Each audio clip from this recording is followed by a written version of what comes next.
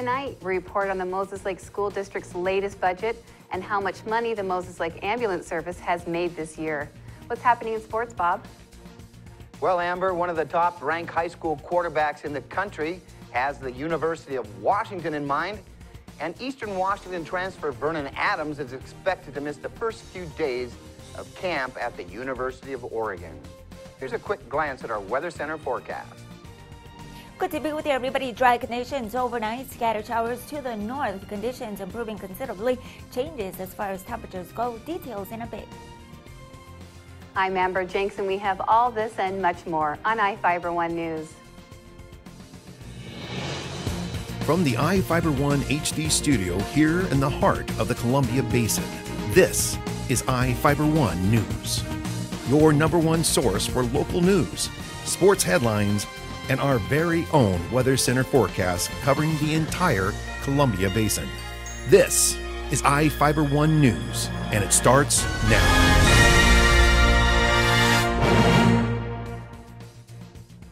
The Moses Lake School District's new budget is projected to increase by about $10 million more than last year's budget. Superintendent Michelle Price unveiled next year's preliminary budget at a special meeting of the Moses Lake School Board. The total revenue for the district is $94.8 million, which is $9.9 million more than $84.9 million it had last year. Expenditures have increased along with the revenue in the new budget to $93.5 million. The majority of the revenue is coming from the state's general purpose fund. Moses Lake taxpayers are supplying $16.5 million in property tax revenue. With the Grant County Fair approaching, Moses Lake 4-H and Future Farmers of America livestock boosters are asking people to purchase animals. Reporter Jeff Chu has the story. Moses Lake 4-H and Future Farmers of America livestock boosters are asking for donations to support the Grant County Fair livestock and fur and feather sales. The boosters organization supports 4-H and FFA youths. The boosters seek donations to form a pool of funds to help purchase animals. Donors can also attend the sale and bid on an animal raised by a Moses Lake youth and shown at the Grant County Fair. The dairy and livestock sale is at 9:30 a.m. on August 21st, followed by the fur and feather sale. Contributions can be mailed to 4-H FFA Livestock Boosters, 1350 South Pioneer Way, Moses Lake, 98837. I'm Jeff Chu for iFIBER 1 News. Larson community members are invited to meet with Grant County Sheriff Tom Jones on Thursday.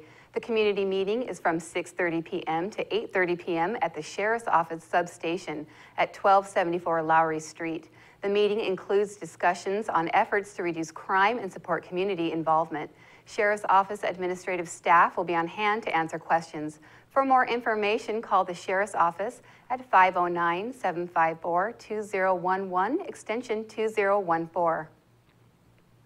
A Spokane Valley man is serving more than a year in prison after he traveled to Moses Lake and tried to burglarize a home. Joseph Lynch, a 33-year-old man, pleaded guilty in Grant County Superior Court to attempted possession of marijuana with the intent to deliver, possession of methamphetamine, and resisting arrest.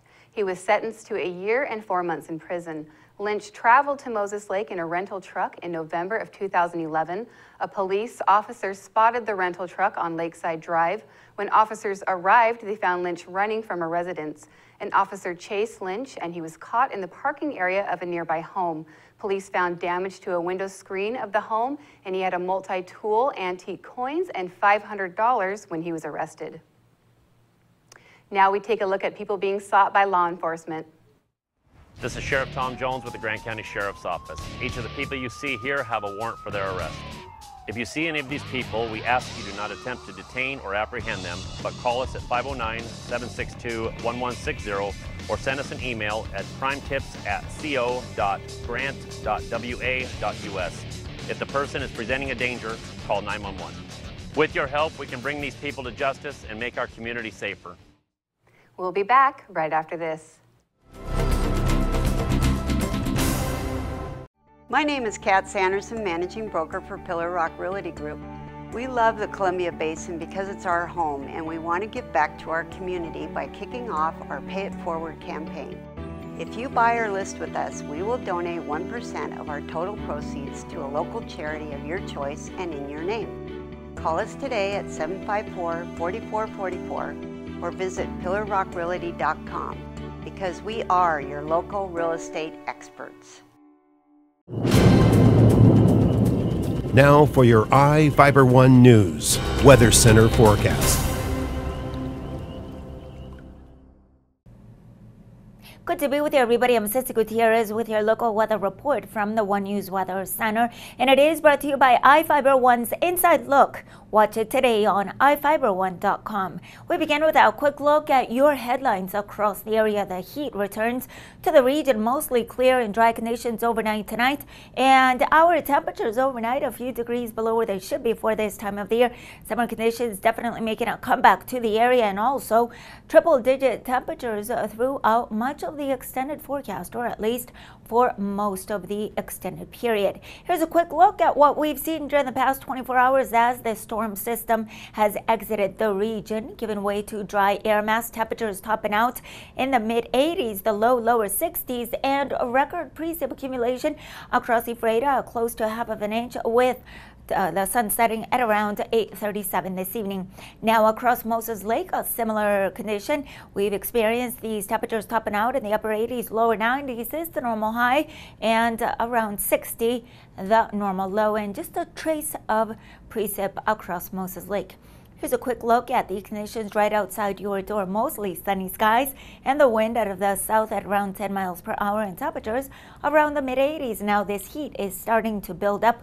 We notice some scattered showers, but also moving away from the entire region to give way to this dry and clear weather pattern to give way during the next few days. This heat promising to head back into the region with that southwesterly flow, allowing that warmer air mass to build and to remain in place even through next weekend. Here's a quick look across the entire area. Some cloud cover to the northwest of the region, but overall across the rest of the interior, inland northwest with mostly sunny skies. Temperatures in Yakima for this Wednesday afternoon expected to be already in the upper 90s, and across Spokane flirting with the 90-degree mark. Tri-Cities in the lower 90s. Closer look along the basin. We are anticipating for dry conditions, mostly sunny skies, with readings ranging from the upper to the lower 90s. Here's a quick look at the extended forecast. Notice those triple-digit temperatures right around the corner as we head into Thursday and into the weekend, and we'll still be flirting with that 100-degree mark as we head into next week. Mostly sunny skies, that heat definitely returning. Be sure to remain possibly, if possible, in an air-conditioned environment, and if you're planning to head outdoors, do take many breaks as you can, many as possible. This segment brought to you by iFIBER 1's Inside Look. Watch it today on iFIBER1.com. Be right back with sports. To save some energy, I've used Einstein's mass energy equivalents to design the haptic suits you see in front of you. They will maintain our core body temperature while we completely turn off our heat and air conditioning. With the money we save on our Grant PD bill, I'll be expecting that trip to Disneyland this year. You don't need to be a super genius to save energy and money. Visit grantpud.org to learn how. Five-star quarterback recruit Tate Martell has the University of Washington on his top 5 list. Martell made headlines 3 years ago when he became the youngest player to make a verbal commitment to the UW after being offered a scholarship by former head coach Steve Sarkisian. But when Sark hit I-5 south to LA, Martell backed off his commitment to the Huskies. Martell, a standout signal caller at Bishop Gorman High in Las Vegas, is a hot commodity, having emerged as one of the top recruits for the class of 2017. He's often been compared to Johnny Manziel, which may or not be a good thing. Scout.com has USC #1 on Martell's list, followed by Alabama and Texas A&M. Michigan and Washington round out the top 5. Former Eastern Eagles quarterback Vernon Adams is expected to miss 3 days of camp at the University of Oregon Adams, who is a graduate transfer to the Duck program, needs the extra time to complete his undergraduate degree and cannot officially join the team until he meets his requirements.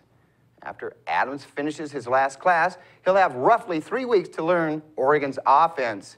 He's expected to compete with Jeff Locke for the starting quarterback job. Adams has been working out by himself and has thrown to a couple of receivers, that is, who just happens to be his teammates. But because Adams is not yet an official member of the Ducks, he's not allowed to work out on Oregon's campus or participate in the conditioning programs. M starter Mike Montgomery was looking to make it 2 wins in a row, but Seattle couldn't finish the comeback against Arizona. Diamondback slugger Paul Goldschmidt launched a solo homer to left field, his 22nd of the season, to open the scoring. Former Mariner Wellington Castillo homered in the second, giving Arizona a 2-0 lead. Seattle got on the board in the 5th when Logan Morrison singled home Mark Trumbo. Robinson Cano hit his 11th homer of the season in the 6th to close the gap to 3-2. Down 1 in the bottom of the 9th, M's catcher Mike Zunino tied the game with a big RBI single to left, scoring Chris Taylor. In the 10th inning, Arizona rookie and former University of Washington standout Jake Lamb sacrificed in the winning run. The Diamondbacks take the opening game of the series 4-3. The teams are back at it tonight with Hisashi Iwakuma on the mound. Well, we'll be back after this commercial break. You don't have to drive to Seattle for exceptional cancer care. Confluence Health's cancer program delivers world-class care close to home. We have a highly experienced oncology team in a state-of-the-art facility, and we're a member of the Seattle Cancer Care Alliance, which gives our patients access to world-renowned therapies developed at Fred Hutchinson, the University of Washington Medicine, and Seattle Children's. Together with the SCCA, we're delivering world-class cancer care close to home.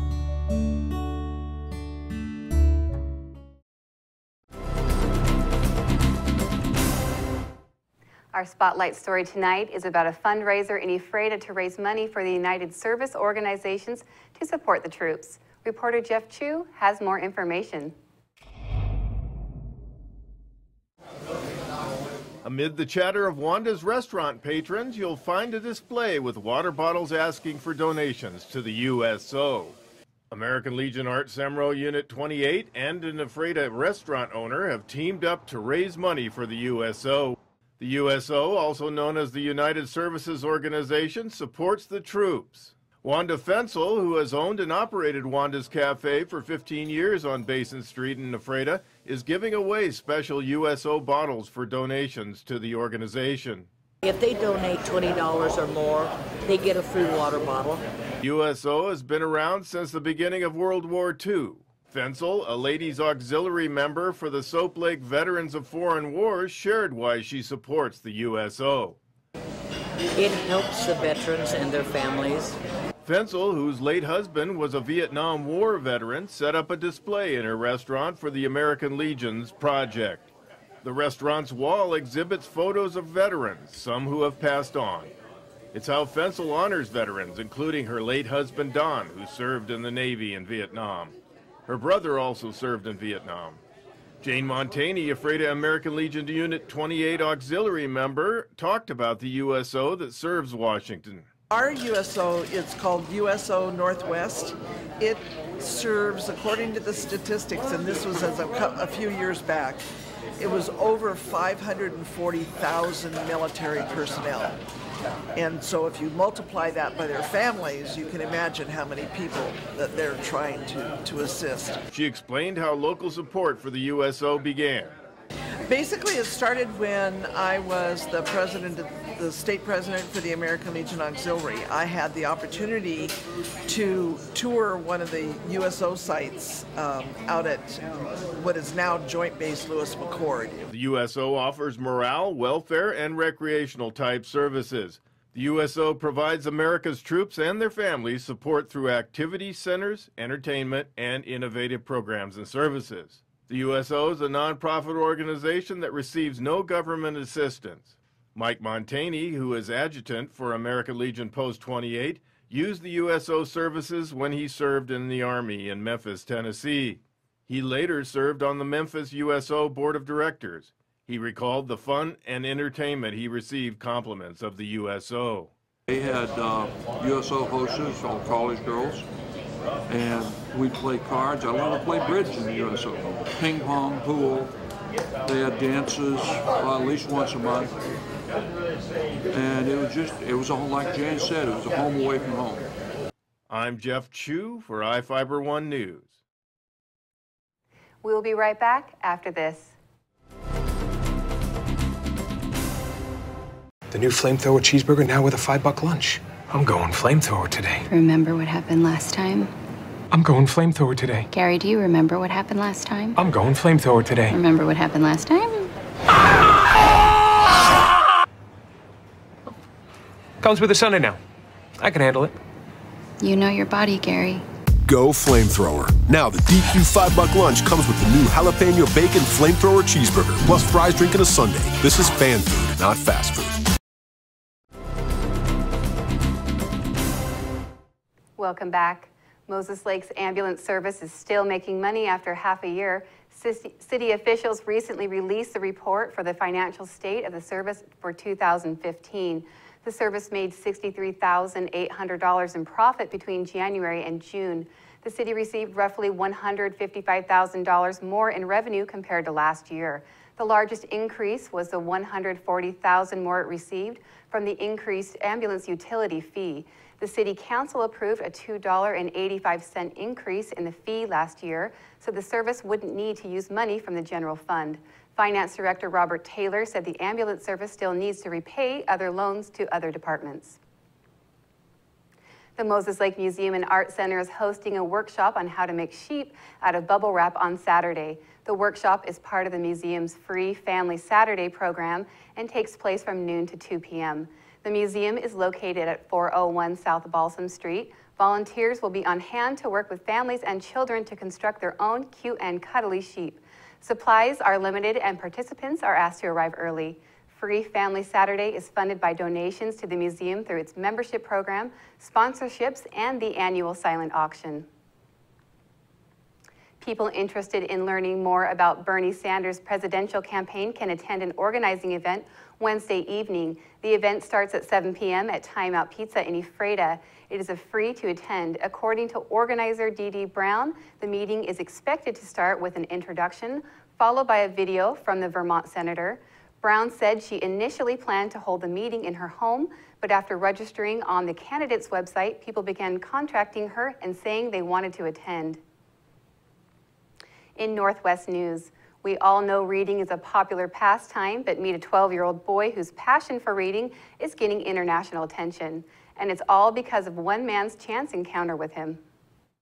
To open it like that. Matthew Flores. No, that's not what you do. You don't break it up. Is a typical 12-year-old boy. There, see? I think I fixed. He loves Legos. I like using my imagination. He also loves to read. I just usually read the newspapers. That's your crane right there. And can get lost in what most of us consider junk mail. The advertisements. This is your guy. That's what Matthew was doing. I'm here filling these boxes up. When Ron Lynch saw him last week. A young man was standing here reading junk mail. As Lynch, who works for the Sandy Post Office, delivered mail. Asked me if I had any extra. Oh, yeah. Lynch found out Matthew reads newspapers because he doesn't have any books. And I asked him about going to the library, and he said he couldn't afford the bus pass. No, look, you see that? Matthew's situation. You see that ring? You know, I started reading very, very early age. My mother instilled a love of books in me. Tugged at his heartstrings. At 12 years old, he didn't want electronics. He didn't want to sit in front of the TV playing games all day. This kid just wanted to read. So Lynch posted a picture of Matthew on Facebook. You know, 10, 20, 30 of my friends might give him some books. Asking his friends to send the boy some books. He might end up with 50 or 60 books. But his plea... It's gone crazy from there. Went worldwide. I've heard from the UK, from Australia, from India. Like 350 years more. People have already gone to Matthew's home. They said, these are books for you, and I thought they were mistaken, but they were for me. And today, Lynch made a personal delivery. More books? More books to add to Matthew's growing collection. Yeah, because you're going to get thousands the way it sounds. Matthew says he wants to read every book. Super fun, and it's interesting. And plus, it gets you smarter. And share them with other kids, too. That's going to do it for us here at iFiber One News. We want to thank you for watching, and we'll see you again tomorrow.